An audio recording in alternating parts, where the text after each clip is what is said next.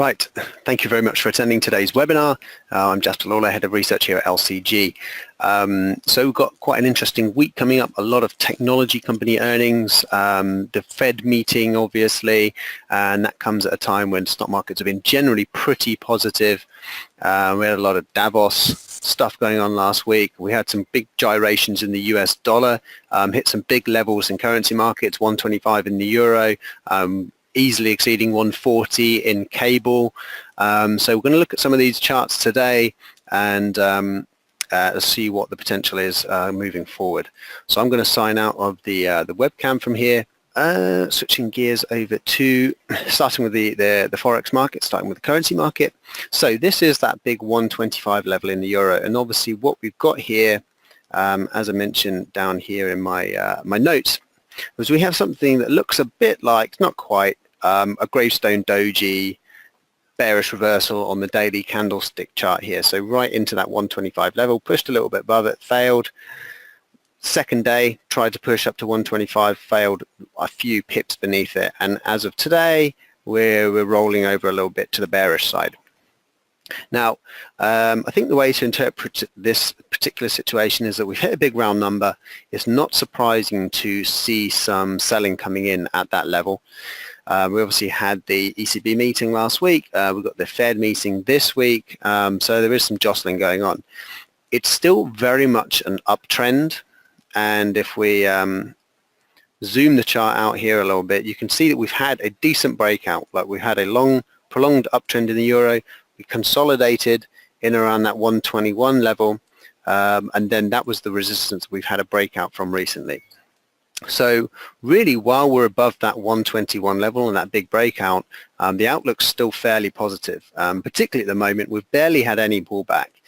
So this should still be taken as, we should still theoretically be in dip buying mode here. So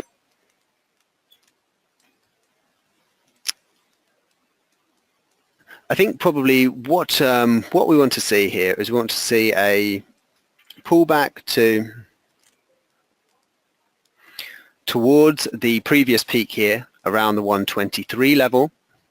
So if we pull up our notes here, we're saying 123 is probably the key support. So we're looking for price to pull back somewhere in around the 123 and then to proceed up for a retest again of the 125 level.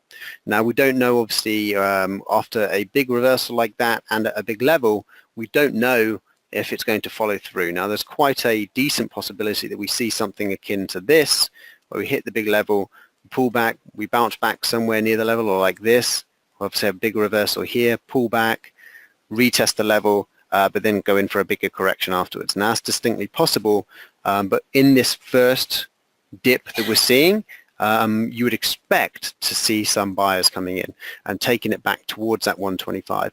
Then we look to see how the 125 level holds. If we start to see evidence of the price rolling over again and taking out previous swing lows, then we start to look perhaps for the more aggressive counter trend traders to look for a return down to that first 121.80, but then down to 121.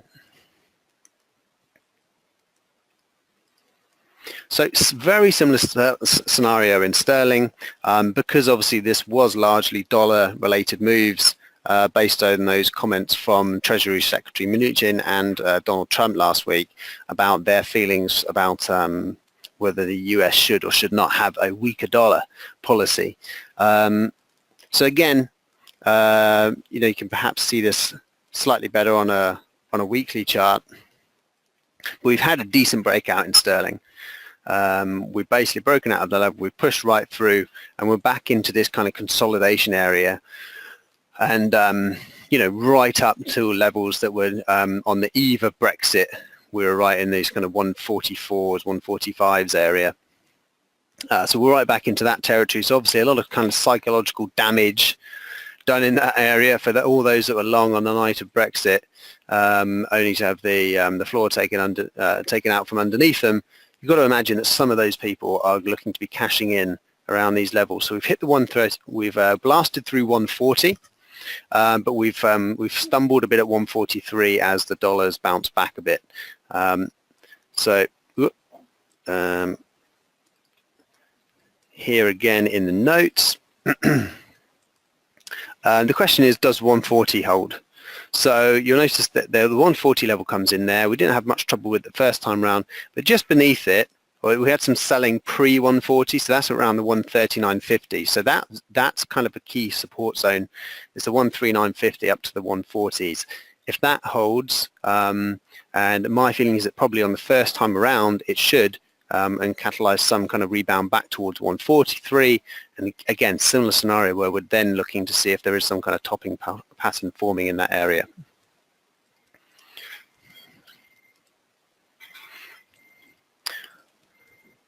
Dollar yen. So again, obviously almost a reverse scenario. Dollar yen is better set up than those other two charts for a reversal. So obviously we've had dollar yen weakness, we've had sterling and euro strength. This is slightly better set up for the rebound because it's not in such an outright downtrend.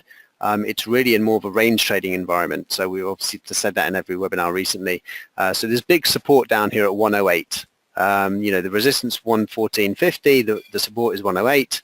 And there is a little bit more room to the downside to go here. So if you're testing this low down here, more sort of around 107, that would be the outright low, but arguably that is more like a false break of this low.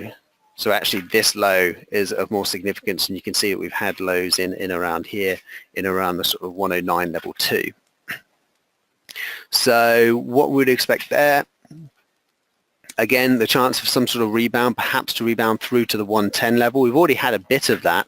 So if I zoom in on the candle chart, you can see that we had that bearish, the bullish reversal pattern there, but that was immediately undone the next day with a very bearish outside reversal pattern.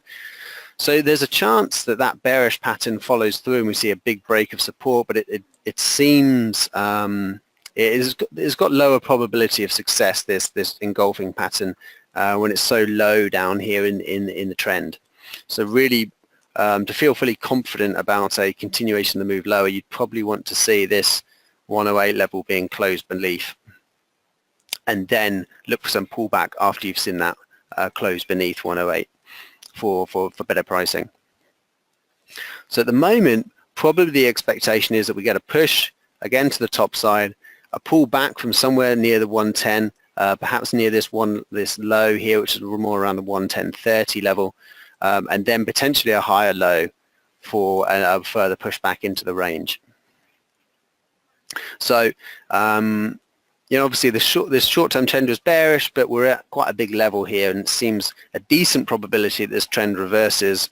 So obviously we haven't quite got the setup for that. We've got the initial setup through the level, but we don't have the price action yet to confirm that the 108 seems to be holding. So that's kind of what we're eyeing up at the moment, is that sort of a 1, 2, 3 pattern, bearish, bullish reversal, something along those lines, to tell us that actually there's some the trend is shifting to the upside.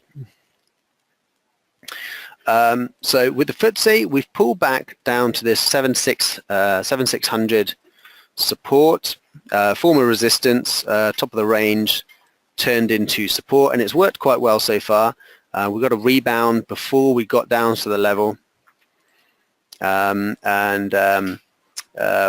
something along the lines of a sort of morning star pattern, if you like, where we've had the big long bearish candle, bit of a long wick at the bottom middle candle, and then something akin to a bullish engulfing pattern at the low. Obviously didn't take out the lows, but the body does engulf the previous body.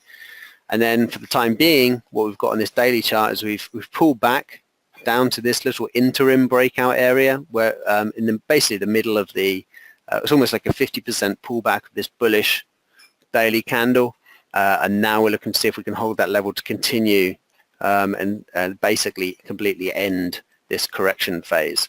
You know, generally speaking, we've had a breakout, we've had a retest of the breakout area.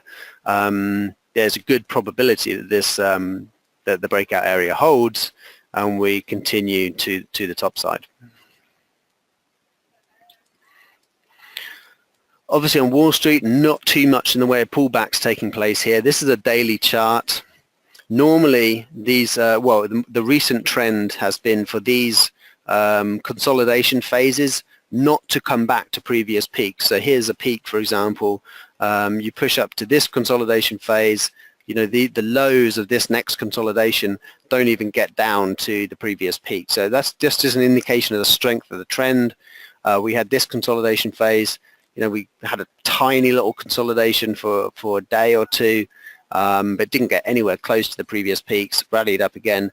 So if that pattern is to continue, which it can't forever, obviously, you wouldn't actually expect to get down to these old peaks, the 26,150.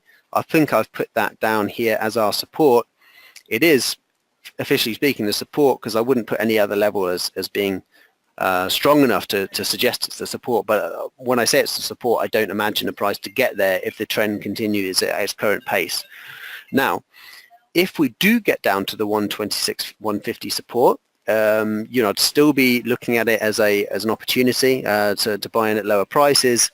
But I would say that would be a sign of the trend weakening, and it's something to be wary of. Perhaps we get the test of the 120, the 26, 150, push up to the highs and roll over from there, perhaps for a then break at the 21,650. So getting a bit ahead of myself at the moment, is the trend is still very strong. Generally looking to buy these minimal dips or breakouts of these small consolidation phases. But just to make that point again, that if we were to get down to this top of this old consolidation phase, it'd be something we haven't done for a while. So it's just a sign of perhaps the momentum is losing some steam. I should note that this box breakout coming was what I said last week. As it happened, we did get that box breakout. This is the Nasdaq US Tech 100. It's obviously absolutely off to the races. It's the weekly chart. Again, not too much in the way of pullback here. We've taken out that last week's peak. We're retesting it at the moment. If the current experience is anything to go by, we probably don't test much lower than this. Again, if we do get down to these consolidation phase lows, that's probably just a better opportunity at lower prices. If we do test this area, which would be more like the sort of 6,800s, 6,830. That's the previous consolidation phase, and if we were to get down to there, it'd be again a bit of a kind of a sign that maybe some more correction phase like this, with slightly deeper corrections, is going to happen rather than this momentum breakaway that we've been seeing recently. DAX has been a bit of an underperformer, in part because of that euro strength. If we are going to see some more dollar strength, more euro weakness, that should be both good for the DAX and the FTSE. So the Germany 30 put a big bearish engulfing candle pattern. It's followed through into the next day. We've had an inside day. Now we're trying to break out of this inside day to the downside. If we fail to do so, that would be the first sign of a bit of strength coming back into the market. So for the time being, I've got the support down here at this low. I think still while we're above that, it's still better to be bullish, the stock market.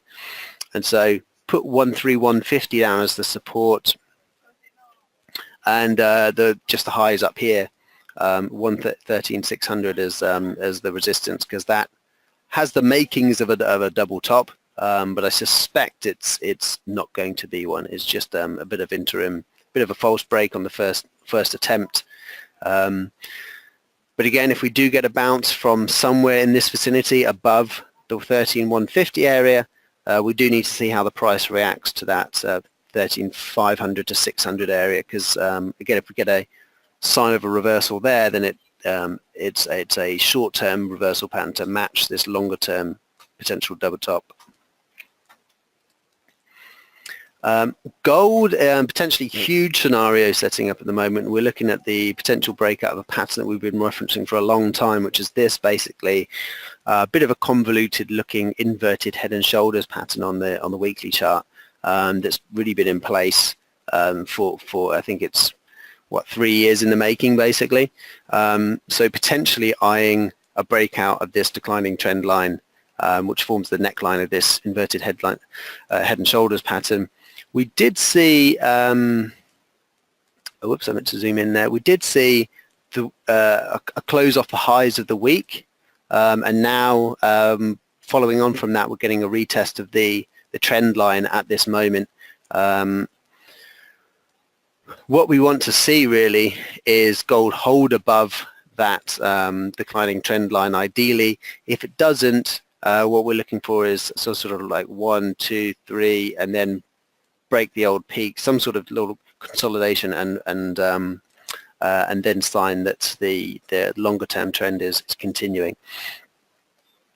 I would imagine that phase would have to happen sometime somewhere above the 1320 level as our kind of pivot level that we've been dealing with. And last but not least, let's just move on to Brent crude. So yeah, we've been rocketing away in the crude market. We are basically just challenging the 70 level, the big psychological 70 level in Brent.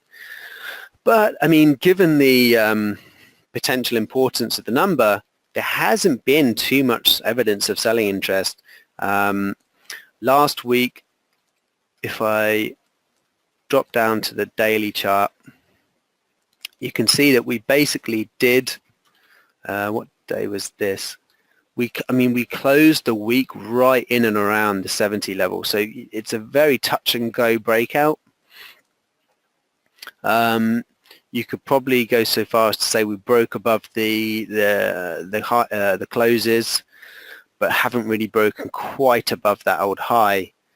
So no massive confirmation of a weekly break, but I think probably close enough to tempt you into any signs of a kind of pullback and then renewal of the trend in and around the trend line. In and around the moving average probably would work.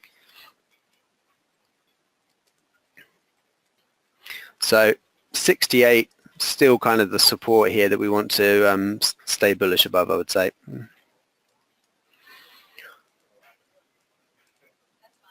$65, the big one lower down, but actually 68, this daily support, you'd imagine in this kind of strength of trend, does need to hold. Otherwise, we're looking at a slight double top pattern, which could again carry us down to 65 for then another opportunity, which 65 being this kind of previous breakout area here.